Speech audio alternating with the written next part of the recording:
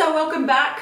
We just thought we will introduce a new concept which we are trialling for about a month. Yeah, see how it goes. See how it goes. It's going to be a little bit of extra work, but it could be fun, and we do want to see if we can get more content on this channel because we love this channel. We do. It's our baby. It's our baby. We nurtured it. And we're the parents. It's our baby. Yeah, it's growing. Yeah. So what Stop growing.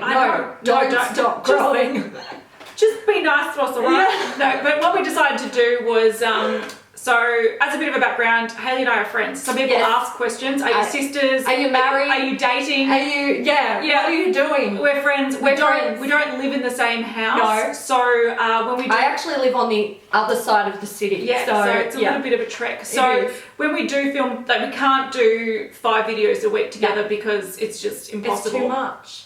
You should just live in this building now. I know. I should. Yeah, just move. I'll live in your fucking cupboard. Yeah, come on, let's go to your house.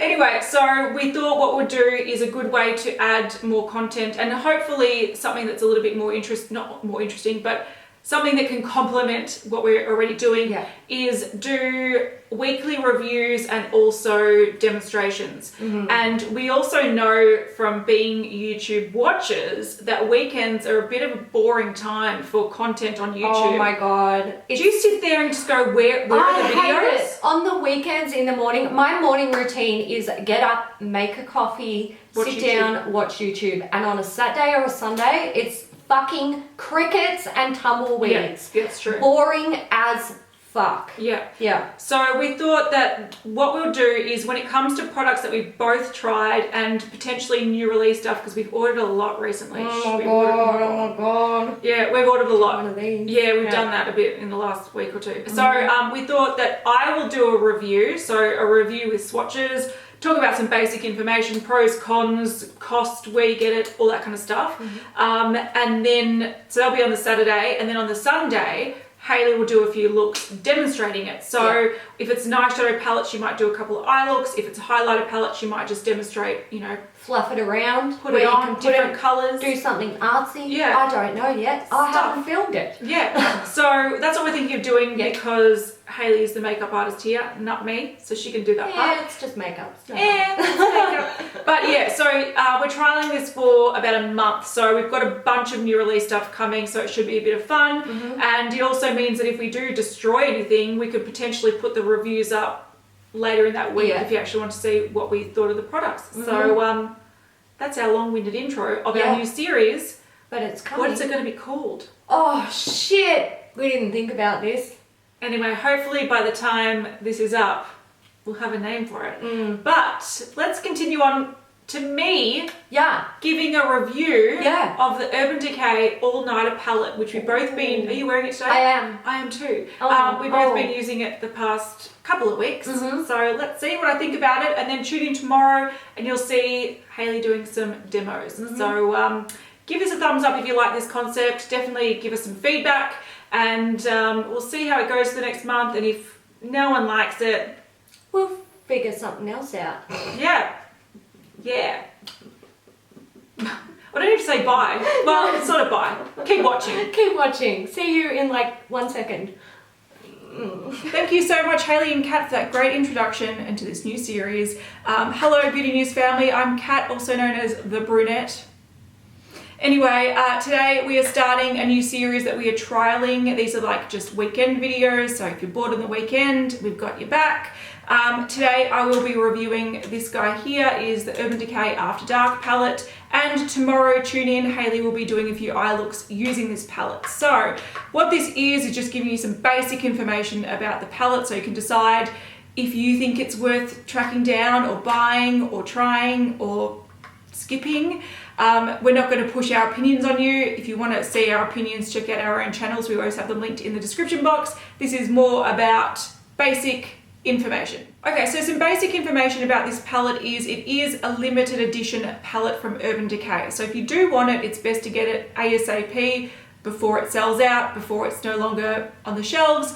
So it is limited edition. It contains 10 shades of eyeshadow, and there are 3 existing shades in the palette and 7 brand new shades exclusive to this palette. Now, this is described as being like an evening palette, hence the name After Dark.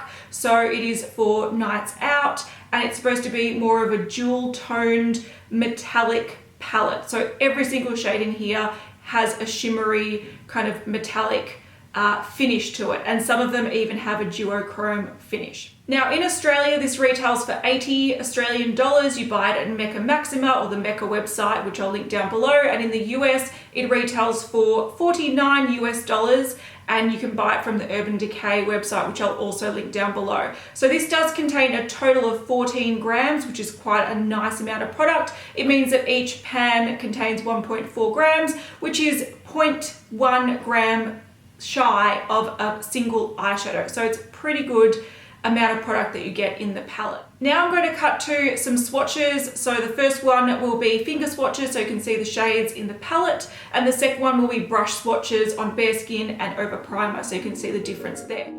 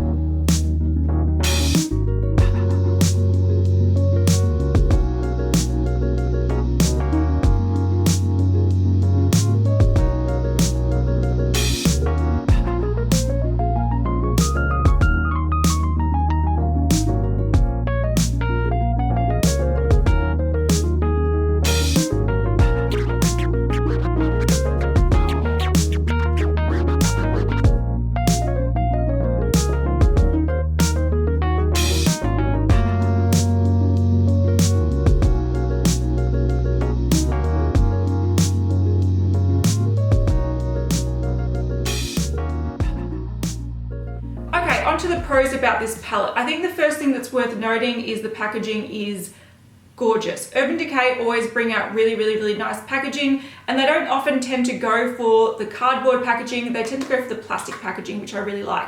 This is a purple plastic, but it almost, you can see it looks like an oil spill. It's got this kind of covering on it that has that kind of light shifting beautiful property.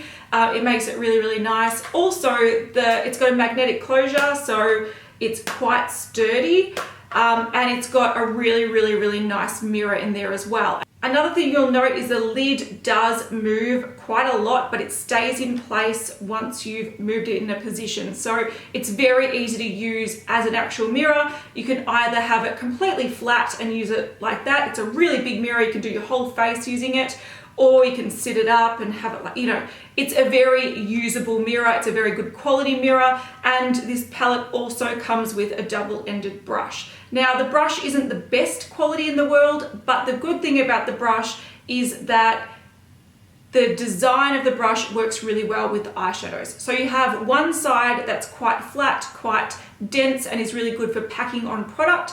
And then you have a smaller side, which is really good to add product on the lower lash line, on the inner corner, or more like precise applications. So I think the brush sides that they chose for this work really well with this particular palette, because most of these shades you either want them quite bold or you want to control and just put a little pop of color somewhere specific. So this brush, even though it's not the best quality, it is really good for the palette. The biggest pro of this palette, in my opinion, is the amount of product you get for the cost. So it is a relatively expensive palette, but when you look at the single eyeshadows from Urban Decay, they are very expensive. I'll put the cost per gram on the screen right now for the singles, and then I'll also put the cost per gram for the palette. You can see that this palette is a much better value palette if you liked all the shades in there. You're roughly getting the amount of 10 single eyeshadows for the price of roughly 2.5 single eyeshadows. So it is a really, really, really good value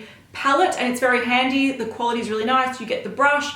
So you're getting a lot of product for not too much money. And if you did want to test out a variety of Urban Decay shadows and have a nice array of colors in there, this is a really cost-effective way to do that. Another great thing about this palette is you do get a nice variety of colors in here. So if you're the type of person that wants to try a variety of colors without having to buy a bunch of single eyeshadows, this is really good. It goes from warms on the top row through to cools on the bottom row. You get reds, you get pinks, you get golds, you get a brown, you get, you know, teals, blue, a green color, a couple of purples. You do get a nice variety of shades in the palette, and the thing that I like about it as well is they actually are quite wearable. So also, if you do have primarily nude eyeshadows in your collection, so for example, if you have a bunch of the Urban Decay Naked palettes, this is the Naked Smoky, they work really well together. So if you wanted to mainly reach for this with a pop of color, very easy to do, so it works well with the existing nude range from Urban Decay.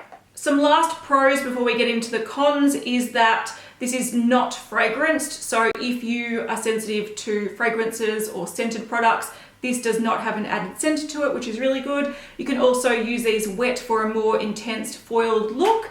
And lastly, even though it does look quite colourful and quite bold, you can actually tone it down very, very easily. And I was quite surprised that I have been able to wear these colours as my main eyeshadow look, just with a little added like caramel to blend it out. So even though it does look quite colourful and scary, it is actually a lot more wearable than it looks, and that's going to lead into the cons. Okay, the biggest con in my opinion with this palette is that it looks really bold and colourful, but it actually doesn't apply that bold and colourful. And I remember the other day I was wearing this Backfire shade, and I saw Hailey and I said to her, guess what palette I'm wearing in my eyes? And she had no idea, and I said it was this palette. She's like, no, that looks so like bland and toned down and boring. So if you were buying this palette because you wanted like a bam pop of color, you will be disappointed in this, and you will definitely need to use a really good primer. I'm not talking about an average eyeshadow primer. I'm talking about like a glitter glue primer. Like my favorite one is by Too Faced. That one really helps this, and that's what I used in the swatches. That really helps the colors stick to the skin, and you really need an amazing primer to make these look bold, because they can look a bit wishy-washy, which is the biggest con in my opinion. I wanted some really vibrant colors that were easy to apply, but instead I found a palette that you do need to build up, you do need to do a lot of prep to make it work, and also some of the shades are just not amazing. Like Alta, for example, in the corner, you need to build it up to make a really intense like inner corner highlight, for example. Otherwise it just kind of washes out the colors that you're putting it on top of. It really just does tone it down rather than adding a really nice bold gold like bright highlight, which is what I was expecting. So even though it does make it more wearable and I can wear this every day, I can wear these to work, which I wasn't expecting to, but if you were after a really intense color, some of these just don't cut it.